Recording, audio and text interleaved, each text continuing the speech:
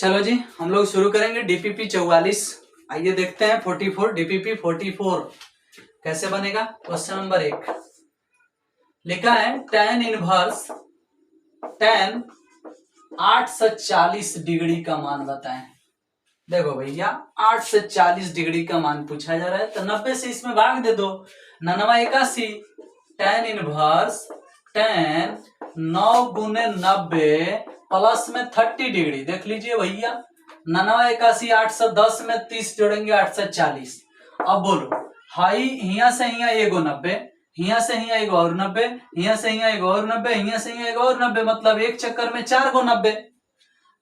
एक चक्कर में 4 गो और 90 तो 4 गो 8 गो 90। यहाँ से यहाँ 9 गो 90, 9 गो 90 के बाद इसमें आना है 30 डिग्री। देखो तो 90 9 गो तो भैया एक चक्कर में 4 गो, एक चक्कर में 4 गो तो 4 गो 8 गो, 8 गो एगो 9 गो, 9 गो के बाद 30 डिग्री आगे बढ़ना है। तो कौन अक्ष क्रॉस कर रहे हो? वाई अक्ष। वाई अक्ष क्रॉस करते हो तो चेंज हो जाता है, यानी tan कॉट में बदल जाएगा। तो बाहर tan इनवर्स लिख लो, आइए कॉट में ट्रांसफर हो जाएगा। और कॉट में ट्रांसफर होगा तो ये भी बात जान लो कि सेकंड चतुर्थांश में tan निगेटिव होता है, इसलिए बाहर तुम्हें माइनस भी दिखेगा। ठीक है, निगेटिव हो जाएगा और 30 डिग्री दिखाएगा। अब सोच लो भैया कॉट 30 डिग्री का मान कितना होता है? बाहर tan इनवर्स लिख लो और माइनस है तो माइनस लगा लो। कॉट में 30 डिग्री का मान आता है √3 और tan में √3 आता है 60 डिग्री का मान। बाहर माइनस लगा लो, -π/3 आंसर होगा। देख लो इस तरह से ये बनेगा। क्वेश्चन नंबर 2 देखिएगा। 2 तो आसान क्वेश्चन है। साइन कॉस इनवर्स 1/5 प्लस में साइन इनवर्स x बराबर में 1 लिखा है, तो x का मान बताओ। कई बार इस सवाल को बता दिए हैं कि जब x का मान पूछता है तो ये आंसर होता है, यानी इसका आंसर 1/5 होगा। ऐसी पोजीशन में एनसीईआरटी का क्वेश्चन है, 2-3 बार ही बता दिया गया। क्वेश्चन नंबर 3 देखो। cos inverse cos 7π/6, cos inverse cos 7π/6। अब बोलो ये क्वेश्चन अभी तक याद नहीं हुआ, चौथा पांचवा बार आया है, इंपॉर्टेंट क्वेश्चन है। इसका आंसर आता है 5π/6, आंसर आता है 5π/6। अब ये तुमको याद नहीं है तो तुम मूर्ख हो भैया। पिछले डीपीपी खोज के देखो, 3-4 बार 5 बार आ चुका है, क्लास में भी बहुत बार बताया गया है। इंपॉर्टेंट क्वेश्चन है, ये बना करके 5π/6 आता है। तुम कैसे बनाओगे, कैसे जानोगे, ये तुम जानो, क्योंकि बहुत बार बताया है इसको। चलो नेक्स्ट क्वेश्चन है 2 sin inverse x। 2 sin inverse x का मान क्या होगा? देखो 2 sin इनवर्स x का फॉर्मूला होता है cos इनवर्स 1 - 2x²। और ये किस ऑप्शन में है देख लेना, ऑप्शन नंबर बी में है। 2 sin इनवर्स x का ही फॉर्मूला होता है ITF में। ठीक है, एक और फॉर्मूला होता है 2 sin इनवर्स x का फॉर्मूला ये होता है साइन इनवर्स 2x √1 - x²।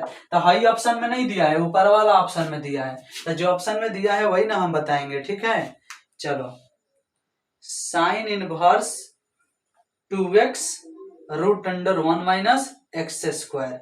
ठीक है,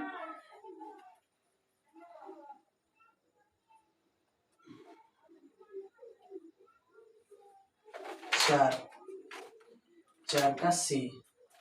भैया ऑप्शन में हाइयो दिया है, देख रहे हो, तो ये ऑप्शन भी सही होगा। थोड़ा इसका हम जांच कर लेते हैं, ये हम कैसे लिख दिए, सही लिखे हैं कि गलत लिखे हैं, वो जांच कर लेते हैं। देखो तो 2 sin इनवर्स x है तो साइन इनवर्स x को थीटा मानो, इधर जाएगा तो x बराबर साइन थीटा होगा। अब ये साइन थीटा इसमें पुट करो तो कॉस इनवर्स बाहर हो गया 1 - 2 साइन स्क्वायर थीटा, x² होगा तो साइन स्क्वायर होगा, यहाँ x² ना है तो 2 साइन स्क्वायर थीटा हो जाएगा। अब बताओ कॉस इनवर्स ही हो गया, 1 - 2 साइन स्क्वायर थीटा, ये सूत्र होता है cos 2 थीटा का, cos 2 थीटा का, cos cos हट जाएगा 2 थीटा, और थीटा का मान नहीं पुट होगा तो 2 साइन इनवर्स x आ ही जाएगा। देखो भैया हाइयो ऑप्शन सही है, हाइयो ऑप्शन सही है, 2 साइन इनवर्स x का है, दोनों ऑप्शन सही है।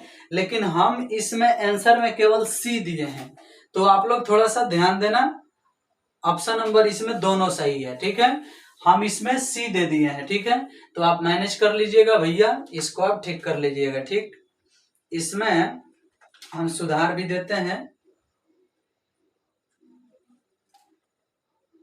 अब चलो आगे चलें। क्वेश्चन नंबर 2 हो गया, 2 के बाद 3 देखते हैं।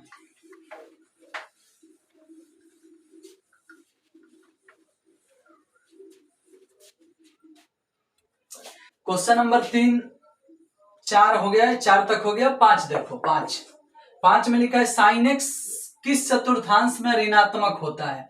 साइन एक्स किस चतुर्थांश में ऋणात्मक होता है?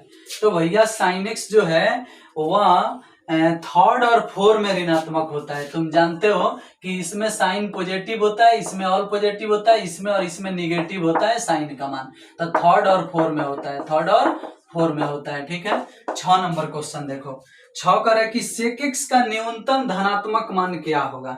देखो भैया सेक एक्स का न्यूनतम धनात्मक मान जो होता है ना 1 होता है। सेक एक्स का न्यूनतम धनात्मक मान 1 होता है। ठीक है। अब कहिएगा ये कैसे?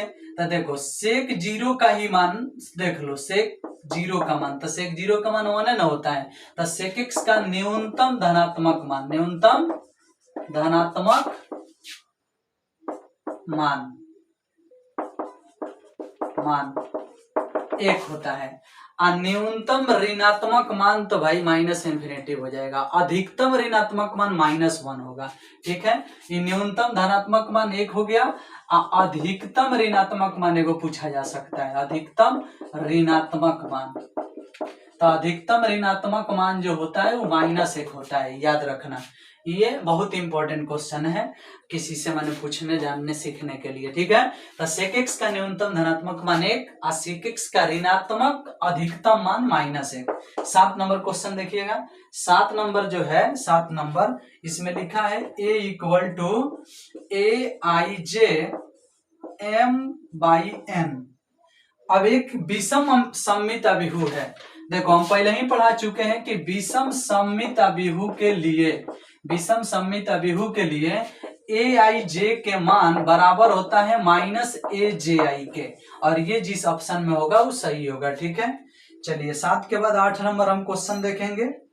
8 नंबर में लिखा है 0 -a b a 0 -c -b c 0।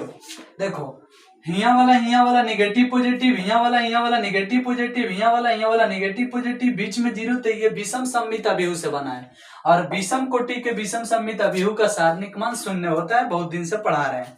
चलिए इस प्रकार से 8 को हम लोग क्वेश्चन बना लिए। 8 के बाद हम लोग क्वेश्चन नंबर 9 देखेंगे।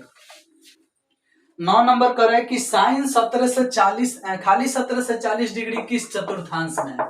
17 से 40 डिग्री किस चतुर्थांश में है?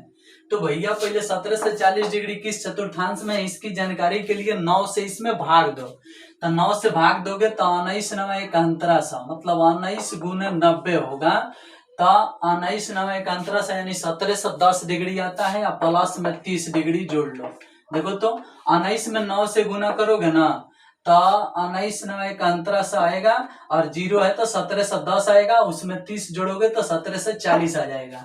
मतलब 90 डिग्री 19 12 तब 30 डिग्री एक्स्ट्रा। तो हे पर देखो भैया, हिया से हिया 4 × 90, हिया से हिया 4 × 90, हिया से हिया 4 × 90, तो 4 × 12 × 90, और 4 चौका 16 × 90, और 16 के बाद 17 18 19 है पर आ गई। अब यहाँ से आगे बढ़ना है कई डिग्री, 30 डिग्री। तो कौन चतुर्थांश? चौथा। कुछ समझ में आया? फिर से देख लो। 4 × 90, 1 2 3 4 4 × 90, 5 × 90, सॉरी 8 × 90, 12 × 90, 16 × 90, 19 × 90, 19 × 90 के बाद कई डिग्री? 30 डिग्री। तो कौन चतुर्थांश? चौथा। तो ये पूछ रहा है कि किस चतुर्थांश में है, तो भैया चौथा में है। जस्ट इसके बाद वाला क्वेश्चन में पूछा है कि साइन 17 से 40 डिग्री का मान बताएं। अब तुम ही बताओ 17 से 40 डिग्री अभी किस चतुर्थांश में है? चौथा में है। तो इसको भी तोड़ोगे तो ऐसे तोड़ोगे, साइन 19 गुने 90 और प्लस में 30 डिग्री। अब तुम ही बताओ भैया कि 90 प्लस 19 को 90 प्लस 30 डिग्री इसमें जा रहा है, कौन अक्ष को क्रॉस कर रहा है? वाई अक्ष। तो वाई अक्ष पर चेंज हो जाता है तो बाहर लग जाएगा माइनस। अच्छा साइन बदल जाएगा कॉस में, और उसके बाद 30 डिग्री यहाँ सेट हो जाएगा। तो कॉस 30 का मान आता है कितना भैया? √3/2, और बाहर लग गया माइनस। इस प्रकार से साइन 17 से 40 डिग्री का मान -√3/2 होगा। साइन कॉस में इसलिए बदल गया क्योंकि वाई अक्ष क्रॉस किया है। माइनस इसलिए लग गया क्योंकि चौथा चतुर्थांश में साइन निगेटिव होता है, इसलिए बाहर का लग गया माइनस। अब बड़ी आसानी से cos 30 डिग्री का मान √3/2 और बाहर माइनस लगा दो, आंसर हो गया। चलिए, तो इस प्रकार से हम लोग क्वेश्चन नंबर 10 भी बना लिए। 10 के बाद हम क्वेश्चन नंबर 11 की बात करते हैं। 10 के बाद हम लोग क्वेश्चन नंबर 11 की बात करते हैं, ठीक है। तो 11 नंबर कह रहा है कि डिटर्मिनेंट ऑफ ए का मान, देखिएगा डिटर्मिनेंट ऑफ ए का मान 5 है। ए का कोटि 3/3 है, ए का कोटि 3/3 है, ठीक है। तो एडज्वाइंट ऑफ ए का होल डिटर्मिनेंट क्या होगा? देखो, एडज्वाइंट ऑफ ए के होल डिटर्मिनेंट का फॉर्मूला होता है डिटर्मिनेंट ऑफ ए के पावर n-1, ये फॉर्मूला होता है। अब डिटर्मिनेंट ऑफ ए का मान 5 है तो 5, n का मान 3 है तो 3 में से 1 गया 2, 5 के पावर 2 यानी 25 आंसर होगा, ठीक है। तो 11 नंबर क्वेश्चन का आंसर 25 आएगा। क्वेश्चन नंबर 12 देखिएगा। 12 कह रहा है कि यदि a इक्वल टू 2, 3, 4, 5 तो एडज्वाइंट ऑफ ए क्या होगा? 2/2 कोटि का एडज्वाइंट लिखना आसान है, हाई वाला हिया, इसका चिन्ह बदल दो, तो ऐसे हो गया 5 -3 -4 2। देखो तो हाई वाला हिया, इसका चिन्ह बदल गया, देख लो। क्वेश्चन नंबर 13 देखिएगा भैया। 13 में करे घनाभ का पृष्ठीय क्षेत्रफल बताइए। तो घनाभ का पृष्ठीय क्षेत्रफल होता है 2 × LB + BH + LH, 2 × LB + BH + LH। तो ये बात याद रखना चाहिए, घनाभ का पृष्ठीय क्षेत्रफल होता है 2 × LB + BH + LH। Question number 14 देखिएगा। 14 में पूछा जा रहा है y = e के पावर -2x, तो DC बताओ। तो x का गुणांक -2 बाहर आ जाएगा और e के पावर -2x यहाँ उतर जाएगा, -2x उतर जाएगा, ठीक है। अब इस प्रकार से है ये आपका आंसर होगा इसका DC डिफरेंशिएशन। 15 नंबर क्वेश्चन देखिएगा।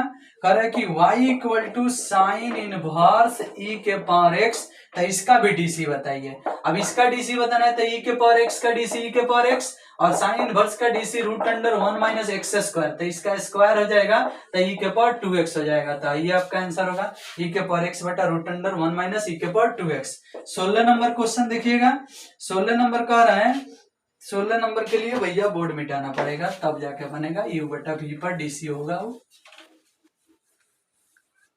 चलो, तो 16 नंबर क्वेश्चन कह रहा है, 16 नंबर कि y = e के पावर x बटा sin x, देख रहे हो, और इसका DC करना है, अब dy बटा dx लिखोगे यहाँ और u बटा v पर DC करोगे तो sin² x नीचे हो जाएगा, v² नीचे, e के पावर x के DC e के पावर x, sin x बेचारा चुपचाप, सूत्र के अनुसार माइनस होता है लेकिन sin x का DC हो जाएगा कौन चीज, cos x हो जाएगा, और e के पावर x बेचारा चुपचाप। अब ऊपर वाले से e के पावर x कॉमन हो जाएगा तो आएगा sin x माइनस में cos x और बटा में हो जाएगा sin² x, और यही आपका आंसर होगा, ठीक है। देख लेना u बटा v पर। क्वेश्चन नंबर ये 16 है, 2 नंबरिया में भी आ सकता है तो इसी तरह से बना देना। 17 नंबर क्वेश्चन देखिएगा। 17 नंबर में लिखा है y = 3x² प्लस में 2x प्लस में 5। अब इसका DC करना है, d² बटा dx², DC करोगे तो 3x² का DC डबल DC करना है, तो पहले एक बार DC करो, dy बटा dx, 3 दूनी 6x प्लस में 2, एक बार और DC कर दो, d² बटा dx², तो 6x का DC 6 और 2 का DC 0, तो आंसर होगा 6, डबल DC हो गया। 17 नंबर का डबल DC करना था, 6 आंसर आएगा। 18 नंबर करे sin x, y = 18 नंबर की बात कर रहे हैं, y = sin x, और कह रहा है कि 50 बार DC करो। कई बार भैया 50 बार। बहुत आसानी से हम लोग बनाएंगे क्योंकि हम आपको सिखाए थे, याद करना कि जब भी sin x का DC एक बार करते हो, एक बार तो cos x आता है, दूसरा बार करोगे दूसरा बार तो माइनस sin x आएगा, तीसरा बार करते हो तीसरा बार तो माइनस cos x आएगा, और चौथा बार करोगे ना तो फिर sin x से आ जाएगा। देख लो, क्योंकि cos का DC माइनस sin x होता है, cos का DC माइनस sin x होता है, और पहले से माइनस दिया है तो प्लस sin x हो जाएगा। तो देखो, sin का DC एक बार हुआ था cos, एक बार और हुआ था माइनस sin, एक बार और हुआ था माइनस cos, और sin x का DC जो cos x का DC जो होता है माइनस sin x, पहले से माइनस है तो प्लस sin x। यानी चौथा बार डीसी रिपीट कर गया, वही आ गया, साइन एक्स से आ गया। तो उसी तरह से 50 में भाग दे दो 4 से, 4 से भाग दोगे तो 4 से 48 कटता है, शेष 2 बचेगा। तो शेष 2 बचने का मतलब दूसरा बार डीसी, तो दूसरा बार डीसी आया है माइनस साइन एक्स, इसलिए इसका आंसर आएगा माइनस साइन एक्स। ठीक है, तो हम ये फॉर्मूला पढ़ाए हैं।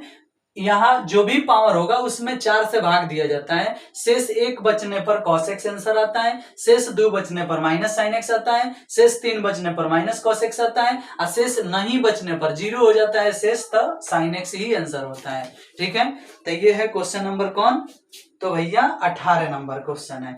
18 के बाद 19 नंबर क्वेश्चन पर ध्यान दीजिएगा। 19 में पूछा जा रहा है कि log x का डीसी 2 बार कीजिए। 19 नंबर क्वेश्चन में है y equal to log x, और कहा जा रहा है कि डबल डीसी कीजिए इसका। log x का एक बार डीसी होता है 1/x और डबल डीसी होता है -1/x²। तो देखो हमने डबल डीसी कर दिया, log x का 2 बार डीसी। पहला बार डीसी होगा log x का तो 1/x, और दोबारा डीसी होगा तो -1/x²। 20 नंबर क्वेश्चन आखिरी क्वेश्चन है इस डीपीपी का, देख लीजिएगा। y इक्वल टू लिखा है log x के पावर 3 और इसका डबल डीसी करना है, तो पहले एक बार डीसी करो dy/dx, तो आंसर होता है पावर बाई एक्स 3/x। दूसरा बार डीसी करोगे तो क्या हो जाएगा भैया, 3/x का हो जाएगा -3/x², और डबल डीसी में आ गया -3/x²। इस प्रकार से ये डीपीपी खत्म हुआ। नेक्स्ट डीपीपी का इंतजार करें।